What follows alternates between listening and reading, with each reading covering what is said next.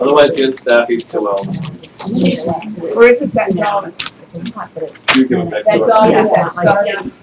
I would never buy a bag of Cheetos, but boy, does it sound delicious. Right. Okay, so we have Christine Duffney from Vitals. You have 10 minutes starting in. Starting right now? Right now. All right, here we go. Well, I'm Christine Duffney with the Vitals Center, and we've applied for funds for 2 programs. The first program is the clothing and household items, which is what we've been doing since 1918. We have donated clothing and household items, and then we give them away to residents of Benton County, and of course Corvallis.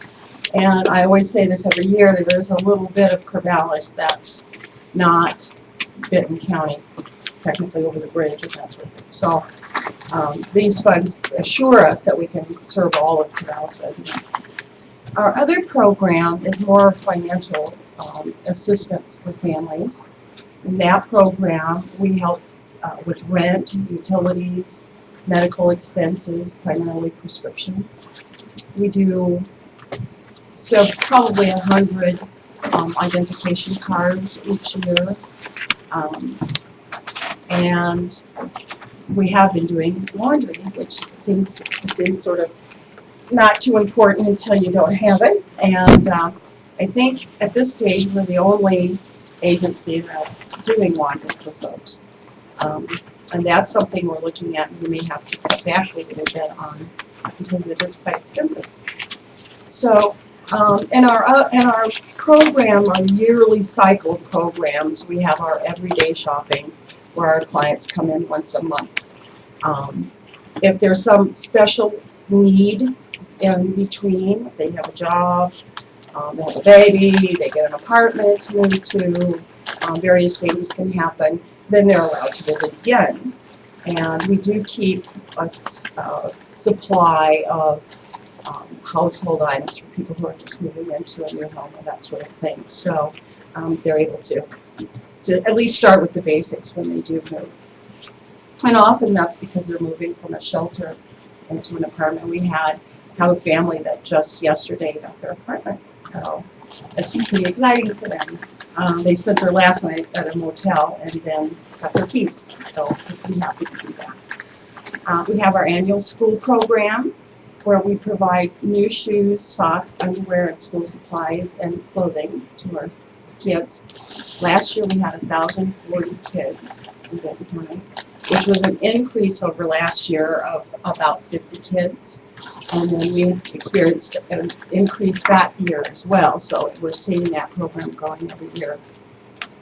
At Christmas time, we have the one time that we provide food for our families. We purchase gift cards for them for perishable foods at Safeway and the Albertsons. And then we give them a box of non-perishable foods, very similar to a food bank box that they would get. And we also provide gifts for children 12 and under in that program. We serve about 1,200 families in that program every year.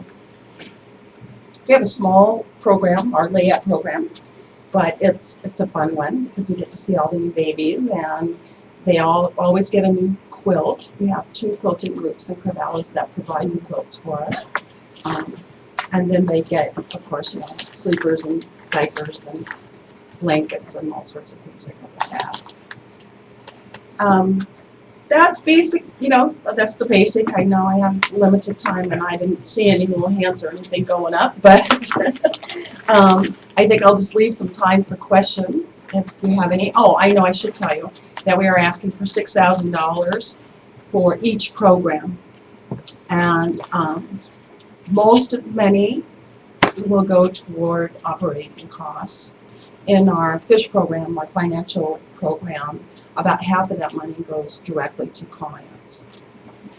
The cost for that program is very low because we're housed at the center, the White Roses Center, so there isn't much expense that goes with it. It's about $4,000 a year that we use for that. Well, the question, what do you do if you don't get all the funding? The answer is we just have to cut back. And today, we, as I said earlier, discussed the fact that laundry may have to be one of the things that we don't do for a while until we come back into enough money to do that, because that's a couple $100 a month that we're doing. The other thing that happens is we cut back on the amount that we can help. So at one point in time, we would help with $200 for a family toward their rent. Then it might be $100 when funding gets low. So that's the kind of thing that happens, and we really thoroughly screen our families anyway, but that process might become a little bit more scrutiny to see. At the Vita Moses Center, it's pretty difficult to cut back. There, you can close an extra day or something like that, but we pay the price when we do that because of the amount of donations that we get. We get probably 8,000 or 9,000 pounds of donated goods every week, and so it's pretty hard to do that. So really, the only place to cut back in the Vita Moses program is in the school program, which is a very expensive program, and the Christmas program. They would have to be cut back, and probably just limit the number of families or children that could participate in that program. Would be about the only way to resolve that. I think that our experience, for instance, for 80 some years, shows that we are really a very good mechanism for getting the items to our families, and we do outreach to all of Benton County, Alsea, Monroe. We're having our prom dresses next month, and I got an email from Alsea. So there's such a tight-knit community out there.